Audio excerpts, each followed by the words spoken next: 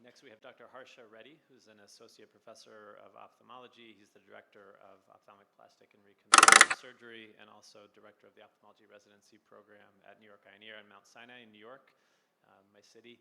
And he's going to give us two talks today, first talking about thyroid eye disease and then new frontiers and then a new curriculum for training oculoplastic surgeons in globally resource-limited areas. So, Dr. Reddy.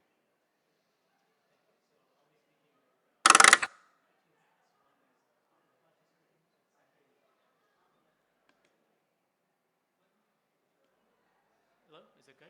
Okay. So yes, so this is how we traditionally think of thyroid eye disease from the outside in, and this presentation will be about thinking about it from the inside out. And these are my collaborators, Dr. Rosen and Dr. Chui, who run a retinal imaging lab at New York Eye and Ear. So to begin with, as a background, macrophages have been known to exist inside the eye, both microglia and hyocytes from the 1800s. But in the 1970s and 80s, we started to understand these cells more clearly with the visualization techniques at that time. And we understood that these are cells that reside in this tissue for long periods of time, and they respond and change with disease. Fast forwarding all the way to today, we have a great ability to image these cells. And so this is a highly magnified view of that box you can see in the clinical photograph with the retinal vasculature, and then the green represent the individual cells, the hyocytes. And then the adaptive optics shows a super high magnification view of these cells. Just to kind of get us thinking about these two cells, the one on the left is in what's called the quiescent or inactive phase. It's kind of spread out like this, like a palm. And the one on the right is more consolidated. And you'll see in the video what happens when we play this. See, the one on the right is moving a lot. So in the active phase, it moves and it's more bunched up. And then the inactive phase, it's kind of spread out and doesn't move as much. So these are the two types of cells. But what does this have to do with thyroid eye disease? So we clinically think of it as having these phases: inflammation, proliferation, and fibrosis. And we measure it with a kind of rough measure of clinical activity score. But maybe there's something going on inside the eye that we can pay attention to. And so this is why we're thyroid eye disease as opposed to just orbitopathy. So this is an example of a patient that we imaged with this. He has a presentation of Graves' disease with optic neuropathy. And we started an IV treatment with teprotumumab. And the protocol involves taking these high magnification scans around the fovea, and we compared the pre and post infusion images to look at these cells. This is how we, again, conventionally think of thyroid eye disease. The optic disc edema resolved with the treatment. The optic nerve changes improved, resolved. The clinical picture changed. But what's going on inside the eye? So on the left photograph, we see a surface density map. The red and yellow shows that there's a lot of cells there. And then the two images on the right show at a very high magnification both the number of cells and that it's kind of a consolidated or ball shaped. And this suggests there's an active state for these macrophages. And then post-treatment, there's a lot fewer cells, and the cells have changed shape to be more spread out or inactive. So if we see them side by side, it's clear that in the leftmost photograph, you have fewer cells. On the rightmost, you see that the shape of the cells have changed. So what does this mean?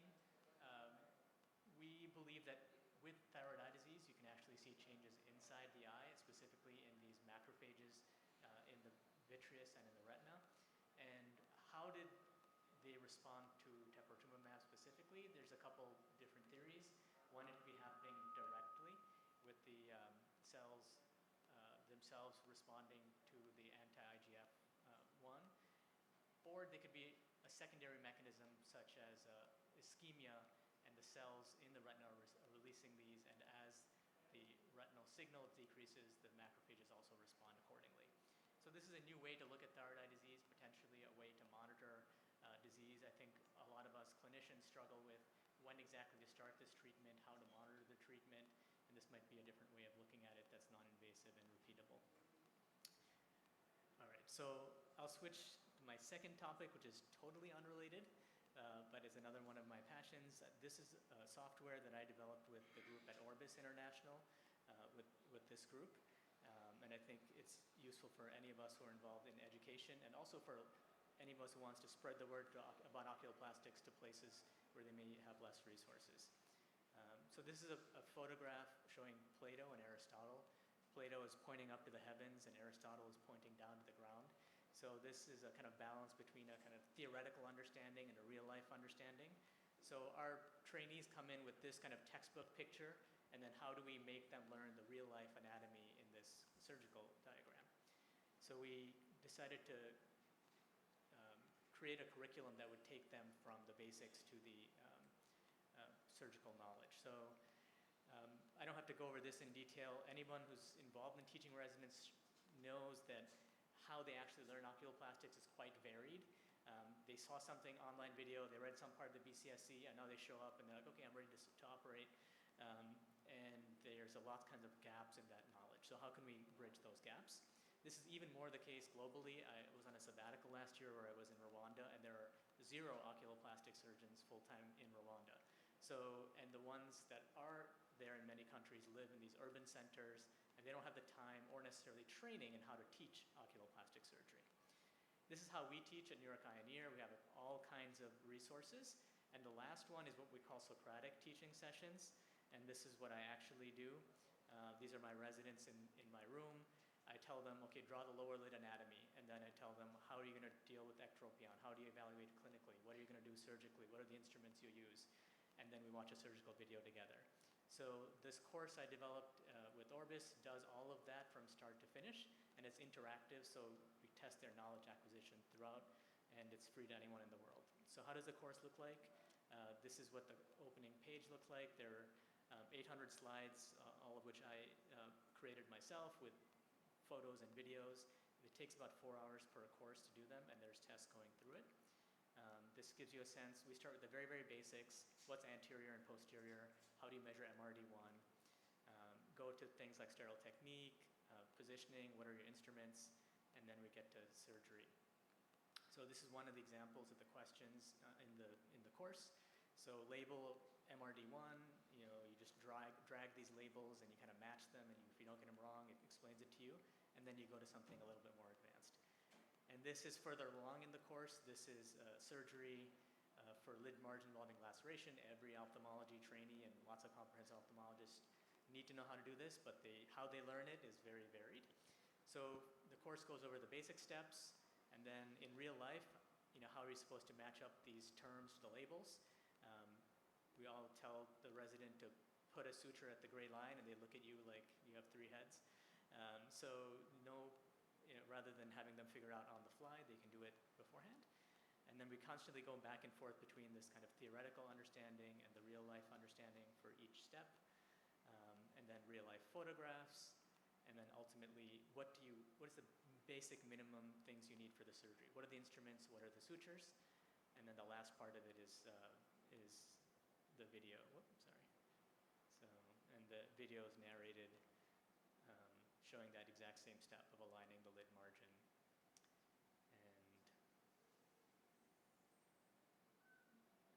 If you're confident, the full 2-1-1 surgeon's square knot can be tied. That's my voice narrating that.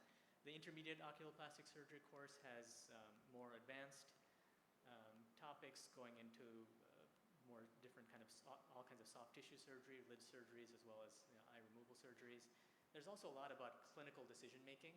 So everyone just learns ectropion, tarsal strip, ectropion, tarsal strip. Well, it's more useful to learn about the pathophysiology. Is there laxity? Is there anterior lamellar shortening? So this course kind of does, in an interactive way, teach residents how to make these kinds of decisions. Our practical experience, so like I mentioned, I taught in Rwanda last year. I had the residents take this course ahead of time, and then when I got there, I knew that it was a kind of basic knowledge, so that everyone who wants to do global work, it helps to know actually what the folks there know. In our own residency program, residents at every level of training, actually, we discovered lots of gaps in their knowledge, and this can be kind of done in a stepwise fashion, where the early part can be done by a first-year resident, later parts by a second-year resident, and then for the senior resident, you're filling in, hopefully, things that they should already know. So globally, this course has over 3,600 users in over 150 countries, and and we're getting a lot of great feedback. So please use this to spread the word to anybody you know who might be interested in this, and give us feedback. It's free on CyberSite.